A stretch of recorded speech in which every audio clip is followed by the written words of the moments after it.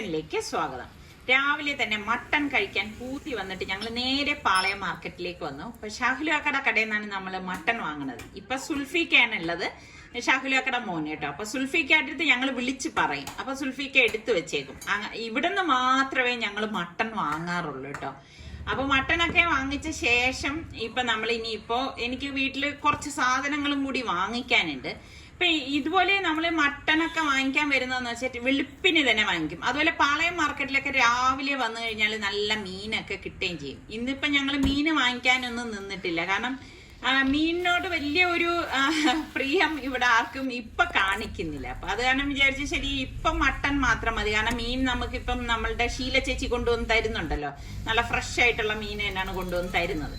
അപ്പൊ ഇതാ കണ്ടോ, മഴയും ഇടയ്ക്ക് വെയിലും ഒക്കെ ഉള്ള ഇടകലർന്ന കാലാവസ്ഥയാണ് കേട്ടോ. അപ്പൊ ഈ വെളുപ്പിനൊക്കെ നല്ല മഴയുണ്ടായിരുന്നു. അപ്പൊ ഈ വെളുപ്പിനായതുകൊണ്ട് തന്നെ അധികം തിരക്കൊന്നും റോഡിലില്ല, ഇങ്ങനെ യാത്ര ചെയ്യാനും നല്ല സുഖമാണ്. ഇനി എനിക്ക് എന്റെ റെസിപ്പിക്ക് വേണ്ടിയിട്ട് കുറച്ച് സാധനങ്ങളൊക്കെ വാങ്ങിക്കാനുണ്ടായിരുന്നു. അങ്ങനെ ഇപ്പൊ നമ്മൾ ഇതാ ഷോപ്പിൽ എത്തിയിരിക്കുകയാണ്. അപ്പൊ എനിക്കാണെങ്കിൽ ഇങ്ങനെ ഈ പറഞ്ഞ മാതിരി ഇങ്ങനെ ഈ നല്ല ഫ്രഷ് ആയിട്ട് ഇതുപോലെ ഇത് ഉണ്ടോ, ഇത് കാക്ക ഫ്രൂട്ടാണ് കേട്ടോ. കാക്ക ഫ്രൂട്ടൊക്കെ കാണുമ്പോൾ ഭയങ്കര ഇഷ്ടമാണ്. പക്ഷെ നമ്മള് ഇപ്പൊ ഈ കാക്ക ഫ്രൂട്ടിന് അത്ര അധികം ഒരു കളറൊന്നും ഇല്ല. ചിലപ്പോൾ ഉള്ളത് നല്ല തക്കാളി പോലെ ഇരിക്കും, നമ്മൾ തിരിച്ചറിയത്ത് പോലും ഇല്ല അത് കണ്ടാൽ ഇത് തക്കാളിയാണോ കാക്ക ഫ്രൂട്ടാണെന്നുള്ളത്. അതുപോലെ എനിക്ക് ഇഷ്ടമുള്ള ഒരു ഐറ്റമാണ് ഡ്രാഗൺ ഫ്രൂട്ട്. അതിൽ പിങ്ക് എനിക്ക് അത്ര ഇഷ്ടമല്ല കേട്ടോ. പിങ്ക് എപ്പോഴും നമ്മൾ കട്ട് ചെയ്ത് നമ്മുടെ കയ്യിലൊക്കെ കളർ വരും, നമുക്ക് തോന്നും അതിലെന്തോ കളർ ഇഞ്ചെക്ട് ചെയ്തിട്ടുണ്ടോ എന്ന് തോന്നും. ഇത് കണ്ടോ, ഈ കസ്റ്റർഡ് ആപ്പിളിന്റെ വലിപ്പം.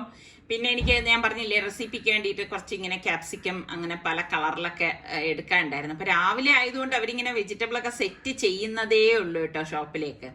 അപ്പം ഇതുപോലെ വന്നു കഴിഞ്ഞ് നോക്കി കണ്ട് വാങ്ങുമ്പോഴാണ് ഓരോ സാധനങ്ങൾ തീരുന്നതും അത് വാങ്ങിക്കണമല്ലോ എന്നൊക്കെ ഓർക്കുന്നത്. അല്ലെങ്കിൽ പിന്നെ ലിസ്റ്റ് കണക്കാക്കി കൊണ്ടുവരണം നമ്മള്, ഇന്നൊക്കെ തീർന്നു എന്നുള്ളത്. ചില സമയങ്ങളിൽ ഇങ്ങനെയാണ്, അപ്രതീക്ഷിതമായിട്ടായിരിക്കും സാധനങ്ങൾ വാങ്ങിക്കാനായിട്ട് ഇറങ്ങുന്നത് കേട്ടോ. അങ്ങനെ വരുമ്പോ പിന്നെ ഈ കണ്ട് വേണ്ടതും വേണ്ടാത്തതും ഒക്കെ കൂടുതൽ എടുക്കും. എനിക്ക് തോന്നുന്നു വേണ്ട സാധനത്തിനേക്കാൾ ഏറെ ഇങ്ങനെ വന്ന് എടുക്കുന്നത് വേണ്ടാത്തതാണ് കേട്ടോ.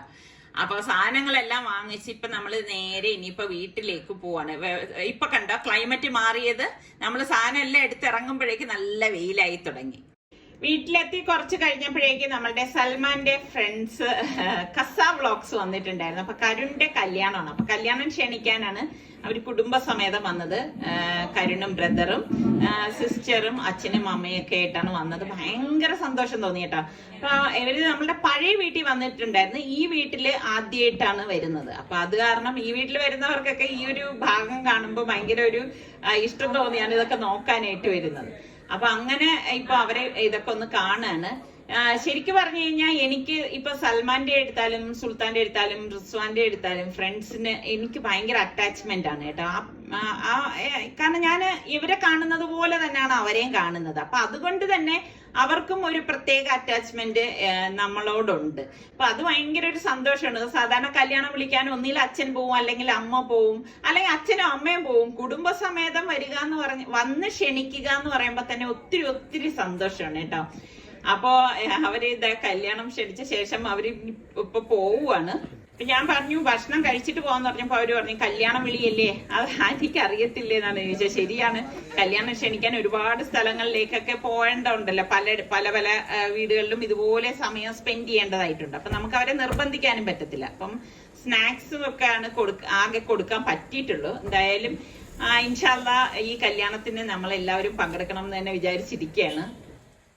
ഇന്നിപ്പോ ഞാനൊരു സിമ്പിൾ ബിരിയാണിയാണ് തയ്യാറാക്കുന്നത്. അതിന് വേണ്ടിയിട്ട് 2 കപ്പ് സെല്ല ബസ്മതി റൈസ് ഞാൻ കഴുകി വെള്ളം ഒഴിച്ച് ഒരു 15 മിനിറ്റ് കുതിരാൻ മാറ്റി വെച്ചിട്ടുണ്ട്. പാനിലേക്ക് നമുക്ക് 2 ടേബിൾ സ്പൂണോളം നെയ്യ് ഒഴിച്ചു കൊടുക്കണം. നെയ്യ് ഒഴിച്ചിട്ടുണ്ടാക്കുമ്പോഴാണ് ടേസ്റ്റ് കൂടുതൽ കേട്ടോ. പിന്നെ നമുക്ക് ഒരു 3 ചെറിയ പീസ് പട്ട, ഒരു 4 ഗ്രാമ്പൂ, 4 ഏലക്കായും കൂടി എടുത്തിട്ടുണ്ട്. അപ്പൊ അതും കൂടി നമുക്ക് ഇതിലേക്ക് ഇട്ടിട്ട് ഒന്ന് മൂപ്പിച്ചു കൊടുക്കണം. പിന്നെ ഞാൻ ഇതിലേക്ക് 1/4 ടീസ്പൂൺ പെരിഞ്ജീരകം കൂടി ചേർത്ത് കൊടുക്കണം, വലിയ ജീരകം കേട്ടോ. പിന്നെ ഒരു സവാള സ്ലൈസ് ചെയ്തതും കൂടി നമുക്ക് ഇതിലേക്ക് ഇട്ടിട്ട് വഴറ്റി കൊടുക്കാം. അപ്പൊ വളരെ പെട്ടെന്ന് നമുക്ക് തയ്യാറാക്കി എടുക്കാൻ പറ്റുന്ന നല്ല ഒരു ബിരിയാണി തന്നെയാണ്. അപ്പൊ ഇതുപോലെ ഒന്ന് ഫ്ലെയിം ഒന്ന് കൂട്ടി വെച്ച ശേഷം ഞാൻ ഇതൊന്ന് വഴറ്റിയെടുക്കാണ്. കരിഞ്ഞു പോകാതിരിക്കാൻ പ്രത്യേകം ശ്രദ്ധിച്ചേക്കണം. ഇതിലേക്ക് നമുക്ക് ഒരു തക്കാളിയും 2 പച്ചമുളക് കീറിയതും കൂടി ചേർത്തിട്ട് ഇതുപോലെ ഒന്ന് ഇളക്കി യോജിപ്പിച്ചെടുക്കാം. അപ്പൊ അതിന്റെ കളറൊക്കെ മാറി തക്കാളിയൊക്കെ ഉടഞ്ഞു വരുന്ന ഈ ഒരു സമയത്താണ് നമ്മൾ ഇതിലേക്ക് പൊടികൾ ചേർത്ത് കൊടുക്കുന്നത്. ഞാൻ ഇതിലേക്ക് 2 ടീസ്പൂണോളം കാശ്മീരി ചില്ലി പൗഡറും 1 ടീസ്പൂൺ മഞ്ഞൾപ്പൊടിയും 1 ടീസ്പൂൺ ഗരം മസാല പൊടിയും പാകത്തിനുള്ള ഉപ്പും കൂടി ഇട്ട് കൊടുത്തിട്ട് ഇതുപോലെ തന്നെ ഇളക്കി കൊടുക്കുക. അപ്പൊ ഫ്ലെയിം ഒന്ന് കുറച്ചു കൊടുക്കുകയാണ്, കാരണം പൊടികൾ കരിയരുത്. ഇളക്കിയ ശേഷം ഞാൻ കുറച്ച് തിളച്ച വെള്ളം ഇതിലേക്ക് ഒഴിച്ചു കൊടുക്കണം. ഏകദേശം 1/2 കപ്പ് തിളച്ച വെള്ളം ഇപ്പൊ ഞാൻ ഇതിലേക്ക് ഒഴിച്ചിട്ടുണ്ട്.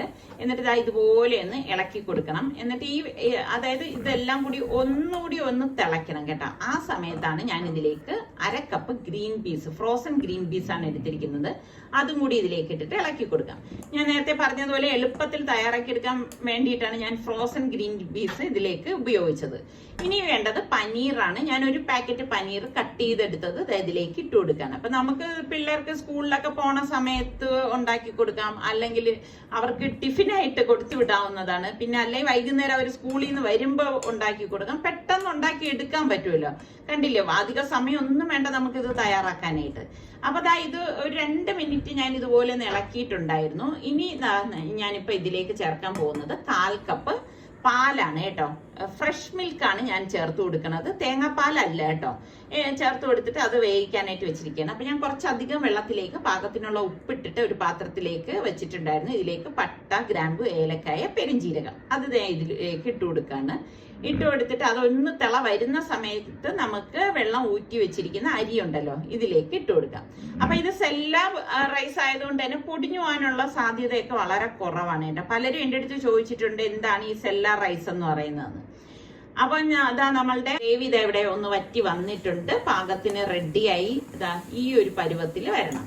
അതായത് നമ്മൾ ബിരിയാണിക്ക് മസാല തയ്യാറാക്കുന്ന ആ ഒരു പരുവല്ലേ, കറക്റ്റ് ആ ഒരു പരുവം വന്നിട്ടുണ്ട് കേട്ടോ. ഇത്രയും മാത്രം മതിയാവും. എളുപ്പമല്ലേ ഈ മസാല തയ്യാറാക്കാനായിട്ട്. അപ്പൊ നിങ്ങൾ ട്രൈ ചെയ്തിട്ടില്ലെങ്കിൽ ഒന്ന് ട്രൈ ചെയ്ത് നോക്കണം കേട്ടോ. നല്ല ടേസ്റ്റും കൂടിയാണ് കേട്ടോ. അതായത് ഇങ്ങനെയാണ് ഇതിരിക്കുന്നത്. അപ്പൊ ഇനി നമുക്കിത് ഞാൻ ഈ പാത്രത്തിൽ തന്നെ റെഡിയാക്കി എടുക്കുകയാണ് ചെയ്യണത്. ഞാൻ അതിനായിട്ട് മറ്റൊരു പാത്രം എടുക്കല്ല. അപ്പൊ റൈസ് പാകത്തിന് വെന്ത് വന്നിട്ടുണ്ട്. അപ്പൊ ഞാൻ ഒരു ചോർപ്പയിൽ കൂടി ഇതുപോലെ ഒന്ന് ഡ്രെയിൻ ചെയ്താണ് ഈ റൈസ് ഇതിലേക്ക് ഇട്ട് കൊടുക്കുന്നത്. ഈ മസാലയുടെ പുറത്താണ് നമ്മൾ റൈസ് ഇട്ട് കൊടുക്കുന്നത്. അപ്പം വെള്ളം വരാൻ പാടില്ല കേട്ടോ. ലൈറ്റായിട്ടൊക്കെ വെള്ളം വന്നു കഴിഞ്ഞാൽ പ്രശ്നമൊന്നുമില്ല. ഇനി നമ്മൾ ഡം ചെയ്തെടുക്കുകയാണ് ചെയ്യണത്. അപ്പൊ ഞാൻ ആ ഫുള്ള് റൈസും ഇതിന് മീതെ ഇതുപോലെ ഒന്ന് ഇട്ട് കൊടുക്കും. പിന്നെ നിങ്ങൾക്ക് ഞാനിപ്പോ ഇതിലേക്ക് പെർമിറ്റഡ് ഫുഡ് കളറാണ് യെല്ലോ ചേർത്തിരിക്കുന്നത്. നിങ്ങൾക്ക് ഇപ്പം സാഫ്രോൺ കയ്യിലിരിപ്പുണ്ടെങ്കിൽ പാലില് കുറച്ച് കുതിർത്തിട്ട് അതിട്ട് കൊടുത്താലും മതി. പിന്നെ കുറച്ചധികം മല്ലിയിലയും കൂടി ഞാൻ ഇതുപോലെ ഒന്ന് കട്ട് ചെയ്തിട്ട് കൊടുക്കുകയാണ് ചെയ്യുന്നത്.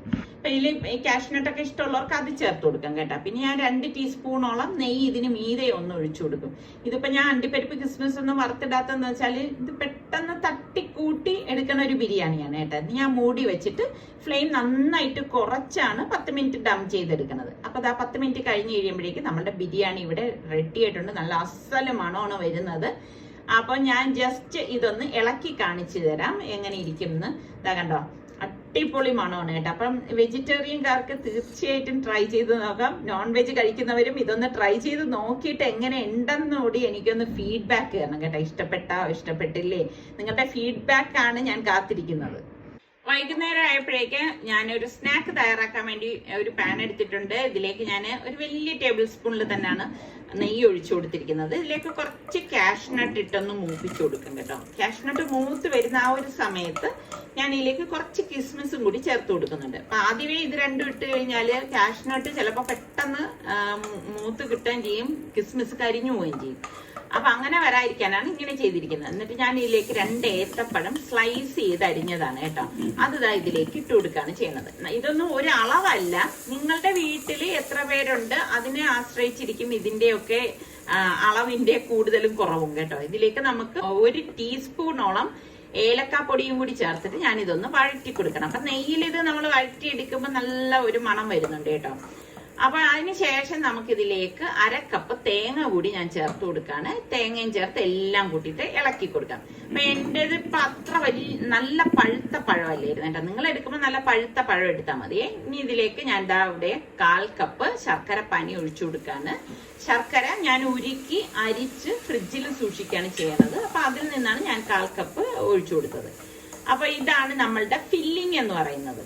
അപ്പൊ ശർക്കരയൊക്കെ നമ്മൾ ഇതുപോലെ റെഡിയാക്കി വെച്ചിട്ടുണ്ടെങ്കിൽ നമുക്ക് എളുപ്പം തയ്യാറാക്കി എടുക്കാൻ പറ്റുന്ന ഒരു ഐറ്റമാണേ. ഇനി നമുക്ക് ഒരു ബൗളിലേക്ക് 1.5 കപ്പ് വറുത്ത അരിപ്പൊടി ഇട്ട് കൊടുക്കാം. ഇതോടൊപ്പം തന്നെ നമുക്ക് പാകത്തിനുള്ള ഉപ്പും കൂടി ചേർത്ത ശേഷം ഇതൊന്ന് മിക്സ് ചെയ്ത് കൊടുക്കണം. നല്ലതുപോലെ ഒന്ന് മിക്സ് ആക്കിയിട്ട് ഞാൻ ഇതിലേക്ക് തിളച്ച വെള്ളം ഒഴിച്ചിട്ടാണ് ഇത് കുഴച്ചെടുക്കുന്നത്. അപ്പൊ ആദ്യം നമുക്ക് 1 കപ്പ് നല്ല വെട്ടി തിളയ്ക്കുന്ന വെള്ളം ഇതിലേക്ക് ഒഴിച്ചിട്ട് ഒന്ന് മിക്സ് ചെയ്ത് കൊടുക്കണം. അപ്പൊ ആദ്യമേ നമ്മൾ വെള്ളം എല്ലാം ചേർത്ത് കഴിഞ്ഞാൽ ചിലപ്പോൾ കറക്റ്റ് കൺസിസ്റ്റൻസി നമുക്ക് കിട്ടത്തില്ല. അതുകൊണ്ട് ഞാൻ ഇവിടെ ഒന്ന് കുഴച്ച ശേഷം വീണ്ടും 1 കപ്പ് വെള്ളം കൂടി ഇതിലേക്ക് ചേർത്തിട്ട് ഒന്ന് മിക്സ് ചെയ്തെടുക്കുകയാണ് ചെയ്യണത്. അതായത് 250 ml കപ്പിലാണ് ഞാൻ വെള്ളം ചേർത്ത് കൊടുത്തിരിക്കുന്നത്. ഇതിപ്പോ കണ്ടോ കുറച്ചുകൂടി തിക്കായിട്ട് വന്നിട്ടുണ്ട്. ഇനിയും ഞാൻ ഇതിലേക്ക് വീണ്ടും 1 കപ്പ് കൂടി തിളച്ച വെള്ളം ഒഴിച്ചിട്ട് ഇനി ഇത് നന്നായിട്ടൊന്ന് കുഴച്ചെടുക്കുമ്പോഴേക്ക് ശരിക്കും നമുക്ക് ഇതുപോലെയുള്ള ഒരു ലൂസ് ബാറ്റർ ആയിട്ട് കിട്ടും. ഒരുപാട് ലൂസും അല്ല ഒരുപാട് തിക്കും അല്ല, ഈ ഒരു പരുവം. ഇതാണ് ഇതിന്റെ ഒരു പരുവം എന്ന് പറയുന്നത്. അപ്പൊ വാഴയില ഞാൻ കഴുകി കട്ട് ചെയ്തെടുത്തതിലേക്ക് നമ്മളുടെ ഈ മാവ് ഒന്ന് കോരി ഒഴിച്ചു കൊടുക്കാണ്. ശരിക്കും വ്യത്യസ്തമായിട്ട് ഉള്ള രീതിയിലുള്ള ഒരു ഇലയട തന്നെയാണ് കേട്ടോ ഇത്. അപ്പൊ എന്തായാലും നിങ്ങളൊന്ന് ട്രൈ ചെയ്ത് നോക്കണം. ഇതിന്റെ സെന്ററിൽ ഞാൻ നമ്മളുടെ ഫില്ലിംഗ് ഇതുപോലെ വെച്ചു കൊടുക്കും.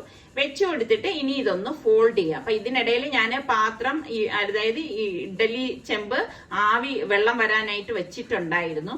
അപ്പൊ ഇത് വെച്ച പാട് തന്നെ നേരെ ഇത് നമുക്ക് തട്ടിലേക്ക് മാറ്റാം. അപ്പൊ നമ്മളിത് വാഴയിലയിലേക്ക് ഒഴിക്കുമ്പം ഒഴുകി വരുന്ന പരുവം ആവരുത്. അതാണ് ഇതിന്റെ ഒരു പരുവം എന്ന് പറഞ്ഞാൽ കേട്ടോ. ഇതുപോലെ വേണം ഇരിക്കാൻ. അപ്പൊ നമുക്ക് ഇതുപോലെ റെഡിയാക്കിയ ശേഷം നമുക്ക് ഫില്ലിംഗ് വെച്ചിട്ട് ഒന്ന് മടക്കിയിട്ട് നമ്മൾക്ക് ആവിയേറ്റാൻ വെക്കാണ് ചെയ്യണത്. അപ്പൊ എളുപ്പമല്ലേ ഇത് തയ്യാറാക്കാനായിട്ട്. കഴിക്കാനാണെങ്കിൽ ഭയങ്കര സ്വാദുമാണ് കേട്ടോ. കാരണം നല്ല ഒരു ഒട്ടും കട്ടിയില്ലാത്ത ഒരു ഇലയുടെയാണ് കേട്ടോ ഇത്. അപ്പൊ ഞാൻ ഇതെല്ലാം ഇതുപോലെ തന്നെ ഫില്ല് ചെയ്തിട്ട് ആവിയേറ്റാനാണ് വെക്കുന്നത്. അപ്പൊ ഒരുപാട് കുത്തി നിറച്ച് ആവിയേറ്റരുത്, എങ്കിൽ പിന്നെ എല്ലായിടത്തും ആവി അതായത് പിടിക്കാൻ പാടായിരിക്കും. അപ്പൊ കുറേശ്ശെ നമുക്ക് ഇതുപോലെ ആവിയേറ്റി എടുത്താൽ മതി. അപ്പൊ ഒരു 8 മിനിറ്റ് ഒക്കെ കഴിയുമ്പോഴേക്കും നമുക്കിത് റെഡിയായി കിട്ടും കേട്ടോ. അപ്പൊ ഞാൻ ചൂടോടുകൂടി തന്നെ ഇത് പുറത്തേക്ക് എടുക്കണം. എപ്പോഴും നമ്മൾ ഇതുപോലെ സ്റ്റീം ചെയ്തെടുക്കുന്ന സംഭവം കൈകൊണ്ട് എടുക്കുമ്പോൾ ഒന്ന് സൂക്ഷിക്കണം. ആദ്യമായിട്ടൊക്കെ കുക്ക് ചെയ്യുന്നവരാണെങ്കിൽ കൈ പൊള്ളാൻ സാധ്യത കൂടുതലാണ്. അപ്പൊ ഞാൻ അത് എടുത്ത ശേഷം രണ്ടാമത്തെ ബാച്ച് വെക്കാൻ വേണ്ടിയിട്ട് ഇതുപോലെ മാവ് കോരി ഒഴിച്ചിട്ട് ഇതുപോലെ ഒന്ന് പരത്തി കൊടുത്താൽ മതി. പരത്തിയിട്ടാണ് ഫില്ലിംഗ് വെച്ചിട്ട് നമ്മൾ വീണ്ടും ഇത് ആവി കയറ്റാനായിട്ട് വെക്കുന്നത്. അപ്പൊ ഇതുപോലെ നമ്മൾ മാവ് കലക്കി എടുക്കുന്നതുകൊണ്ട് തന്നെ നമുക്ക് എല്ലാം കൂടി ആദ്യമേ ഫില്ല് ചെയ്ത് വെക്കാൻ പറ്റത്തില്ല. ഇതുപോലെ സ്റ്റെപ്പായിട്ട് മാത്രമേ ചെയ്യാൻ പറ്റത്തുള്ളൂ. പക്ഷെ എനിക്ക് തോന്നുന്നത് സാധാരണ നമ്മൾ ഇലയുടെ ഉണ്ടാക്കുന്നതിൽ നിന്നും വളരെ ഈസിയാണ് ഈ രീതിയിൽ നമ്മൾ ഇലയുടെ ഉണ്ടാക്കുന്നത് കേട്ടോ. അപ്പൊ ഇതൊരു കിഡിലൻ ടേസ്റ്റ് ആണ്. വളരെ മൃദുവായ അതായത് വളരെ സോഫ്റ്റ് ആയിട്ടുള്ള ഒരു ഇലയുടെ തന്നെയാണ്. അപ്പൊ ഞാൻ ഇതൊന്ന് കാണിച്ചു തരാം എങ്ങനെയാണ് ഇരിക്കുന്നതെന്ന്. അടിപൊളി ടേസ്റ്റ് ആണ്. അപ്പൊ ട്രൈ ചെയ്യാത്തവരുണ്ടെങ്കിൽ ഇന്ന് തന്നെ നിങ്ങളൊന്ന് ട്രൈ ചെയ്ത് നോക്കിയിട്ട് ഫീഡ്ബാക്ക് തരണം കേട്ടോ. അപ്പൊ നമ്മളുടെ ഇന്നത്തെ 2 റെസിപ്പിയും നിങ്ങൾക്ക് എല്ലാവർക്കും ഇഷ്ടമായെന്ന് വിശ്വസിക്കുന്നു. ഇതിലേത് റെസിപ്പിയാണ് നിങ്ങൾക്ക് കൂടുതൽ ഇഷ്ടമായെന്ന് കൂടി ഒന്ന് പറഞ്ഞേക്കണേ.